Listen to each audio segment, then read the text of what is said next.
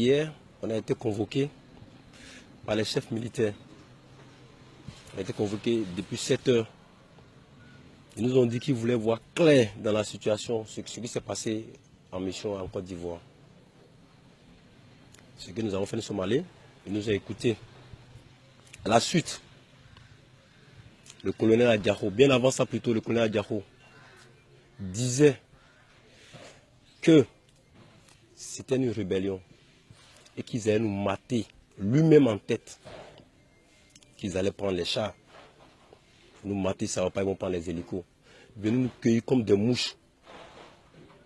Jusque-là, on n'a pas parlé. Okay. Nous sommes allés les rencontrer jusqu'aux environs de 18 h. Ils nous ont libérés. Par la suite, on nous dit qu'ils vont nous enfermer. On a dit non, on n'ira pas. C'est dans ça que le feu caporal Dangou, j'espère que vous avez appris sa mort, devant moi, ils ont tiré sur lui, à bout portant. Peut-être que vous n'avez pas les photos, moi j'ai encore les photos. Ils ont tiré sur lui. Ils ont essayé de voiler, ils ont envoyé sur les réseaux sociaux qu'il a tenté d'agresser un GIGN. Mais c'est faux, archi faux. Si vous regardez les photos, vous allez le voir, il était sans arme. Il n'était même pas en tenue, il a enlevé sa veste. On pense que la revendication qu'on a eu à faire, elle est fondée. Ils ne font que bouffer nos sous. Nous, on va transpirer là-bas. J'espère que c'est... Peut-être que vous êtes au courant de nos conditions de vie là-bas. Je vous dis, c'est de la merde. Nous, casque bleu, nous sommes obligés de sortir pour aller payer à manger. Or, les Nations Unies ont mis les fonds en place pour le Bénin. On dort sur des matelas qu'ils ont envoyés depuis près de 15 ans. On dort là-dessus. Mais néanmoins, on n'a pas voulu ternir l'image de l'armée.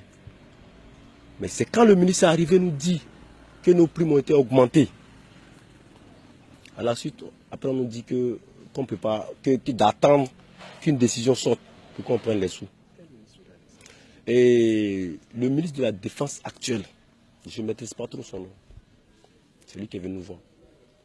Mais à la suite, on apprend après qu'on ne va pas prendre les sous. Parce que ceux qui devaient nous relever ont été rencontrés par le chef d'état-major adjoint. Ils nous ont filé l'info qu'on n'aura pas les sous. On a commencé à manifester en Côte d'Ivoire. Le ministre est arrivé. Il nous a donné son feu vert qu'en descendant qu'on va prendre les sous. Et qu'il n'y aura pas de chasse à la sorcière. On a accepté. Nous sommes rentrés réellement. On nous a payé nos primes. Après maintenant, on nous convoque. À l'issue, on tire sur un soldat. Nous, ce que nous sommes en train de dire, nous, on ne va jamais, à grand jamais, prendre les armes, tirer sur un civil. C'est ce qu'ils veulent, mais nous, on ne va pas le faire. On ne va pas le faire. Mais si eux et nous, nos chefs et nous, s'ils sont vraiment des chefs, ils n'ont qu'à venir nous affronter. Une chose est sûre, on n'a plus peur de mourir. Non, on n'a pas peur de mourir. On n'a pas peur de mourir. Et d'habitude, on fait 6 mois. Mais actuellement, ça a été refait, on fait 1 an. Bon, c'était 400 000 le mois. Mais sur le théâtre, on nous donne 50 000. Vous comprenez? Donc si on rentre, ça fait 350 000, comprend. Multiplié par le nombre de mois. Mais on nous a dit qu'il y a augmentation. Actuellement, quand nous sommes arrivés, nous avons pris les 350 000 fois 13 mois. Et comment on appelle là, ce qui a été augmenté, on a pris 1 500 000. Moi, sous-officier, j'ai pris 1 500 000. Les officiers ont pris plus. Les militaires ont pris moins. L'État ne nous doit pas, on a pris nos sous. Mais c'est du fait qu'on a pris les sous qui est en train d'énerver nos patrons. Ils ont commencé maintenant à nous poursuivre. Là où moi je vous parle, je suis recherché. J'allais au cas qu'on m'a dit que les GIGN sont là. Et ils m'attendent. Ils ont pris 3 de nos collègues. Ils ont dit avancez pas là, ils les ont envoyés.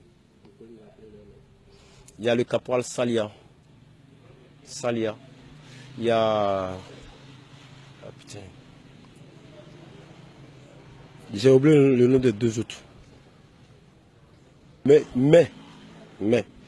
et il y a un caporal chef avec qui on devait nous enfermer. Il n'y a plus celui qui est mort, qui est en train de recevoir des menaces de mort.